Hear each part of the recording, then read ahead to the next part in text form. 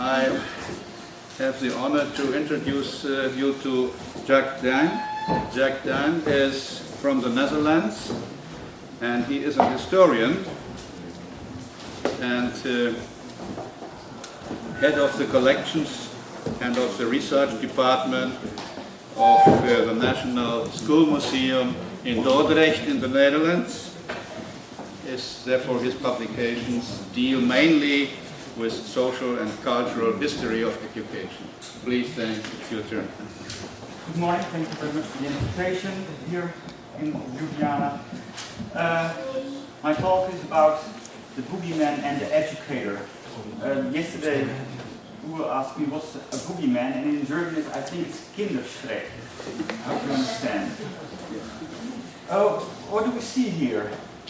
On your left hand, we see a picture, an old painting of Jacques Dane, the severe schoolmaster. As you can see, he has a rod in his hand. There's a little boy, and this little boy is punished because his schoolwork is not good. It's a very stereotype painting, I think, because all Dutch people think education before the 1800s was like this. And on your right hand, you can see a picture of a school class in the 1920s. You can see desks in successive rows. There is a trained teacher there behind the glass, and there is no chaos like in the picture of Jacques Dane. And this is what I'm going to talk about this morning. What happened between this picture and that photograph? Why 1780? Well, I found this picture some months ago, and it's a picture of Jan Joseph Hormans. He lived between 1740 and he died somewhere after 1790. And this is a schoolroom class about 1780. Why did I pick this picture?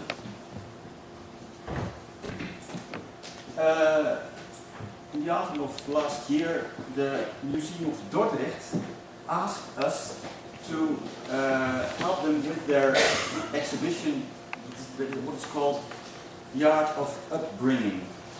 They brought a lot of pictures from all over the world with the theme of upbringing. Upbringing in the family, upbringing on the street, and also upbringing in the classroom. And therefore they asked me to explain the pictures they used that they're using now until the 16th of September in the exhibition. What is so peculiar about, or not peculiar, what is it about the picture of Jan Hormans? As you can see, this is not a chaotic classroom. The school teacher is in the middle of the picture, and he's handing this little girl with the horn book is handing over an egg because she's paying eggs. The man, he has no salary, and on the wall you can see, I have to look what it is in English, a slate, they call it in English, lei en griffel in Dutch, and the little boy in the corner is reading in a primer. And the thing about this picture is there are no torture or punishment instruments. Why is this? Well, you can also see other things among this, but I will. And this was the question the Museum of Dordrecht asked me: can we see a teacher's mission on this 18th century painting? I think we can't, but there is a mission in this painting.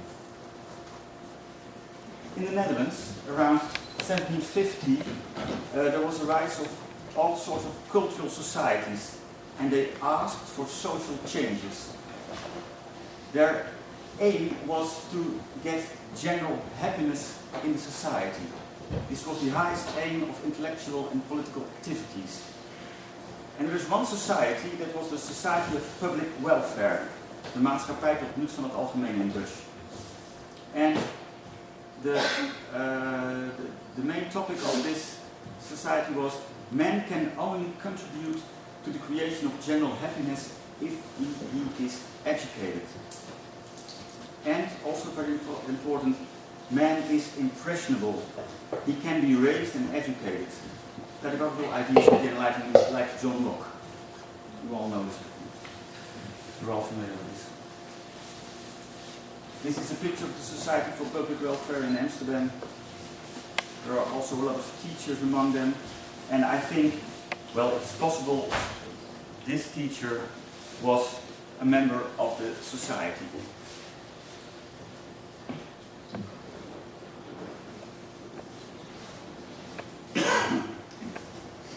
What do they have in mind with education?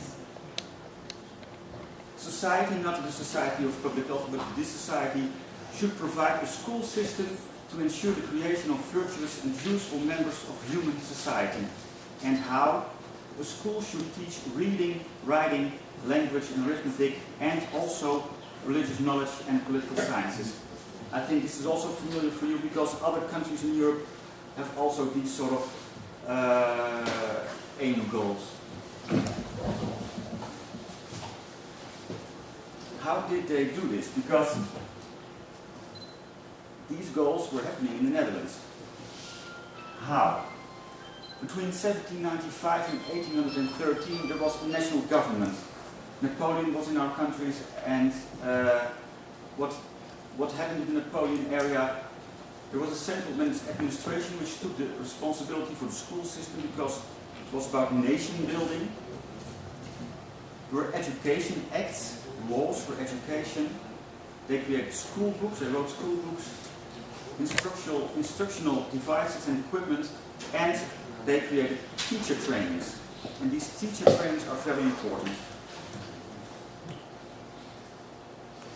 I will call this teacher trainings in the long 19th century because between 1718 and 1920, what happened? Professionalization of the teachers. They introduced new ideas in pedagogics and also social ideals in this 19th century. This is, I think, Hobsbawm,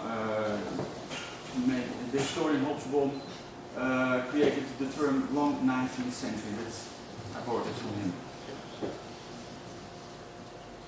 Well, I will show you some topics from the 19th century. First of all, there was the foundation of the first Dutch school museum in 1877. This was very important because teachers saw this as a sort of a display for new school books, new school equipment, and as you can see, it was not a real museum, but it was also a sort of a shop. You could buy things in here. Producers of school materials displayed their stuff in the school museum. And there were also conferences of teachers' unions, in the school museum, as you can see in this picture.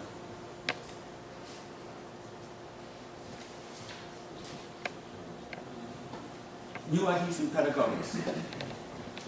I picked only one school teacher. His name is Jan Geluk. Jan the happy one in English. And here he is, the guy with the beard. And he lived in a small rural village somewhere in the Netherlands. And the strange thing is he educated not only pupils but also he had a teacher training course in this little town in Brabant. And he wrote a dictionary of upbringing and education. This was a very important dictionary, but how did he manage this? And this is very important for the 19th century. He had all sorts of subscriptions on international magazines, so he could adapt the ideas of, for instance, Herbert from Germany, or from some centuries ago, Locke or Rousseau, and he wrote it down in his dictionary for the Dutch educators. So this is very important. And he also had lots of teachers that were coming to his place to talk about how can we teach our pupils in the right way. Another one is Jan Lichthart. Does anyone know Jan Lichthart? He introduced reform pedagogy in the Netherlands, and the interesting thing is he was very often invited in Germany and Sweden to talk about the way he managed his school in The Hague. So there was communication between Germany and Sweden and also other European countries. And he also trained teachers. And this has to do, this is another example of what happened in the long 19th century. In 1906, the students from the State Teachers College in Haarlem, they founded a teetotal organization. And why? Because they saw in their classrooms the dangers and the problems with booze, with beer and other booze, and they thought we have to do something about this, and that's why they organized a teetotal organization. This has also had to do with the things of the Society of Social Welfare. There is a long line between 1780 and 1906 here. And their aim and goal was combating drunkenness among the workers. And the question is, are these educators still boogeymen or boogeywomen, or are they real educators? But this is a question I want to ask you about the teachers in your country. Can we say something about this? And I have two subjects for debate. What are the differences and similarities between countries in the long 19th century in the field of education? And is it possible to make an attractive and also committed exhibition in our museum about, for instance, teachers' associations and unions?